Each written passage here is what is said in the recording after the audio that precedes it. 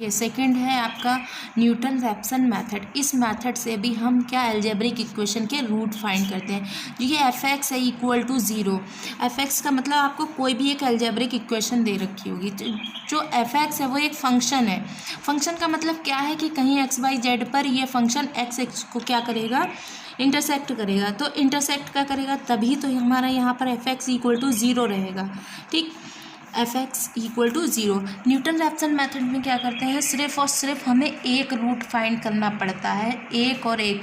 हालांकि हम फाइंड तो दो करेंगे ऑल्टरनेटिव माइनस और प्लस वाले, लेकिन उसमें से हमें चूज़ क्या करना पड़ेगा, एक एक्स जीरो, एक इनिशियल रूट हमें उससे फाइंड करना पड़ेगा। ठीक, तो हमने एक ग्राफ बनाया, ये हमारा एक्स एक्सिस है और ये हमारा वाई एक्सिस है।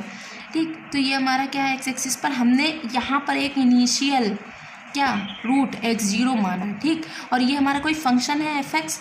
ठीक, तो इसके पॉइंट एक्स जीरो और एफ एक्स जीरो है। तो जो यहाँ पर इंटरसेक्ट कर रहा है, यहाँ से हम एक टेंजेंट ड्रॉ करेंगे। क्या करेंगे, टेंजेंट ड्रॉ करेंगे।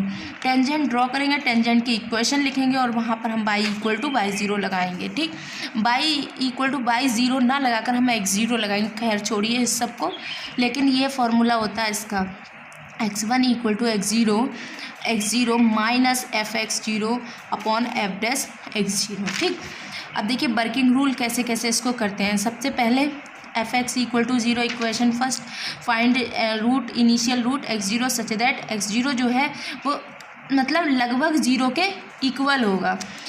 मतलब जो जीरो ऐसी वैल्यू होगी जिसको पुट करने पर हमें ज़ीरो मिल जाएगा। X zero is near to root, मतलब जो एक्स ज़ीरो होगा इनिशियल रूट होगा वो नियर होगा किसके, रूट के, तभी हम फाइंड करेंगे एक्स ज़ीरो और F dash X zero. First approximate क्या होगा हमारा, by Newton Raphson X one X zero minus F X zero upon F dash X zero. तब हमें जब एक्स वन मिल जाएगा उस पर हम फंक्शन की वैल्यू निकालेंगे। ठीक, फिर यहाँ पर चेक करेंगे कि फंक्शन पॉजिटिव है या निगेटिव है। ठीक, वो तो हमारी की दूसरी बात है कि एफ डैश एक्स निकालेंगे, लेकिन हम फंक्शन की वैल्यू किस पर, एफ डैश एक्स वन पर चेक करेंगे। सेकेंड अप्रॉक्सीमेट भी इसी तरीके से, थर्ड अप्रॉक्सीमेट भी इसी तरीके से। देखिए दूसरा, समीकरण का वास्तविक मूल न्यूटन रैप्सन विधि से ज्ञात करें। समीकरण का वास्तविक मूल न्यूटन रैप्सन विधि से ज्ञात करें। ठीक, सबसे पहले हमारा एफ एक्स है X square minus eight equal to zero, equation number first. ठीक, ये हमको गिवन है। दूसरा एफ डैश एक्स, इसका डिफ्रेंशिएशन, एफ डैश का मतलब एक बार डिफ्रेंशिएशन 2x। ठीक, अब देखिए हम इसके रूट फाइंड करने के लिए, हालांकि हमें दो ऑल्टरनेटिव ही चाहिए होंगे, लेकिन हम उसका इनिशियल रूट फाइंड करेंगे। सबसे पहले स्टार्ट करते हैं x इक्वल टू 0 1 2 3, जब तक हमको ऑल्टरनेटिव नहीं मिलेगा पुट करते जाएंगे। ठीक, अगर 0 पर भी माइनस, 1 पर भी माइनस और 2 पर भी माइनस, और 3 पर क्या मिलेगा हमको, 3 पर पॉजिटिव 1 हमको मिल गया ना ऑल्टरनेटिव। अब आप चाहें तो 1 और 3 भी ले सकते हैं, 2 3 भी ले सकते हैं, 0 3 भी ले सकते हैं, आपकी मर्जी है। कोई भी ऑल्टरनेटिव, इसके साथ आप इन तीनों में से कोई भी वैल्यू ले सकते हैं। लेकिन अगर आप जितना लंबा लेंगे आपके स्टेप और ज़्यादा पढ़ते रहेंगे। ठीक, अगर आप 2 और 3 लेते हैं तब भी आप एक बार चेक कर लीजिएगा कि इनके बीच में कोई रूट तो नहीं है जो ऑल्टरनेटिव मिल रहा है। हो सकता है 2.5 मिल जाए, 2.1 मिल जाए, ऐसे रूट भी मिल सकते हैं आपको। अब वो आपके ऊपर डिपेंड करेगा कि आप कितने अच्छे से एक्यूरेसी फाइंड कर सकते हैं किसी के बीच में। 2 और 3 के बीच में रूट कहीं लाई कर रहा है। ठीक, तो हमारा रूट लाइज बिटवीन 2 एंड 3। ठीक, तो 2 पर क्या है हमारा निगेटिव, 3 पर क्या है पॉजिटिव। ठीक, तो हम इनमें से किसी एक को initial root Newton Raphson method में हम किसी एक इनिशियल रूट को लेट करते हैं। तो हमने इनमें से, मैंने 3 करा, आप 2 भी कर सकते हैं। 2 से भी आंसर आएगा, 3 से भी आंसर आएगा। तो एक्स ज़ीरो इक्वल टू 3। ठीक, फर्स्ट अप्रॉक्सीमेट क्या होता है हमारा, वही फॉर्मूला।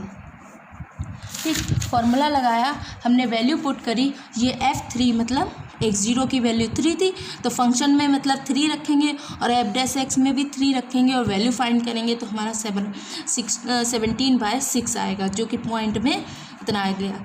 अब देखिए हमारे पास क्या आया 17/6, किसकी वैल्यू आई x1 की। अब इसकी वैल्यू हम फंक्शन पर चेक करेंगे। फंक्शन पर जब चेक करेंगे तो ये हमारी कुछ पॉजिटिव आएगी, ठीक है, पॉजिटिव आएगी। फिर हम यहाँ पर f' की भी चेक कर लेंगे। f' हमारे पास था f' 2x, ठीक, तो यहाँ पर हो जाएगा 2 × 17/6। अब देखिए x1 इक्वल टू दिस हो गया। अब हमें x2 फाइंड करना है। x2 फाइंड करना है तो x1 minus fx1 upon f'(x1) value put करी तो हमारा आंसर कितना आ गया 2.828। चूँकि 5 से ज़्यादा जब हमारी यहाँ पर होती है, हो सकता है हम पूरा आंसर भी लिख सकते हैं। इधर 5 से कम है और इधर 5 से ज़्यादा है तो यहाँ पर एक अंक बढ़ जाता है, तो 2.83 लगभग में आंसर आएगा। देखिए न्यूटन रैप्सन में ऐसे भी कुछ क्वेश्चन आते हैं। √8 का मान दशमलव के 2 अंकों तक न्यूटन रैप्सन विधि से निकालिए। किसका? √8 का। अब इसे लेट कर लो।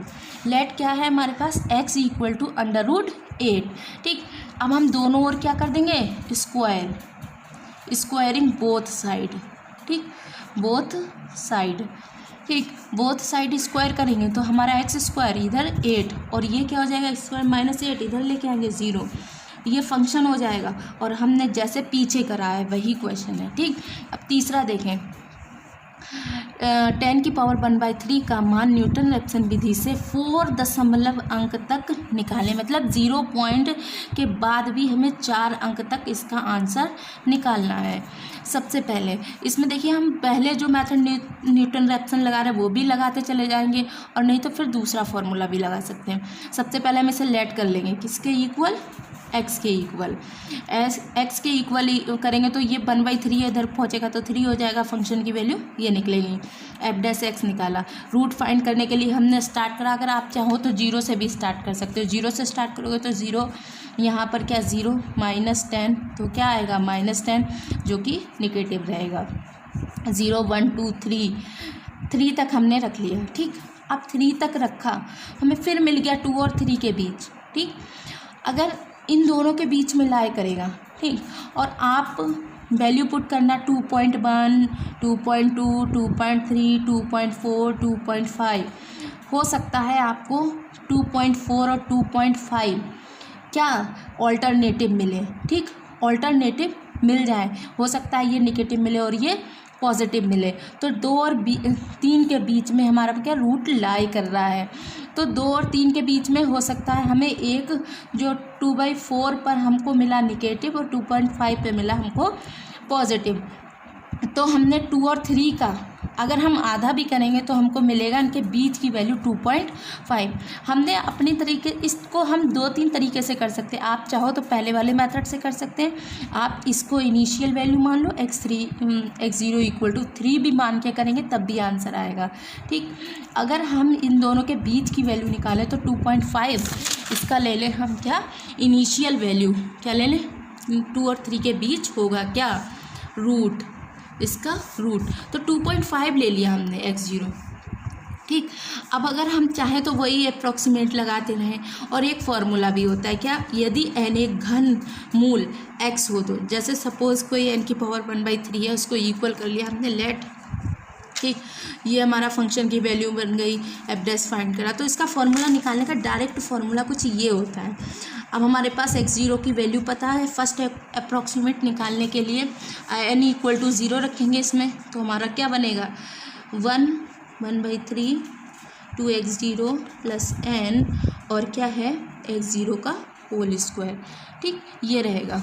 अब हमारे पास x0 वैल्यू है, n है, वैल्यू पुट करो, आंसर निकालो। यहाँ पर 2.2 आएगा, x2 निकालेंगे तो इतना आएगा, x3 निकालेंगे तो इतना आएगा, x4 निकालेंगे। देखिए वैल्यू हमारा कितना 4 प्लेसेस तक बताया है, 3 प्लेसेस तक हमारा मैच कर गया है, तो चौथा भी आगे 3 तक हमने 3 पे निकाला तो हमारा 4 प्लेसेस तक आ गया 1 पॉइंट। अगर ऐसे ही आप देखिए 3 प्लेसेस तक तो मैच कर गया, अभी आप 4 निकालेंगे x4 तब आपकी चारों वैल्यू जो है वो मैच कर जाएगी। तो आप कह सकते हैं 4 पॉइंट के बाद ये देखिए क्वेश्चन में लिखा था 4 दशमलव अंक तक निकालें। मतलब दशमलव के बाद 4 वैल्यू तक निकालें। अब हो सकता है x3 पर आपकी 4 ना आए, x4 पर भी आ सकती है, x5 पर भी आते हैं, डिपेंड करेगा कि आप रूट कैसे निकाल रहे हैं। अगर आपने रूट 3 लिया है तो हो सकता है आपका 4, 5 पर भी आए। अगर आपने इन दोनों के बीच में लिया है तो रूट आपका जल्दी मिलेगा। आगे देखिए, न्यूटन रैप्सन विधि से निम्न के मान निकालिए। √5 का मान दशमलव अंक तक, 5 दशमलव अंक तक, ठीक। √5 वही x मान लेंगे, x मान के देन x² = 5x, वही फंक्शन मानेंगे और वही सब निकाल के रूट निकाल कर वैल्यू पुट करेंगे। इसको आगे आप सॉल्व करना ऐसे ही। Thank you.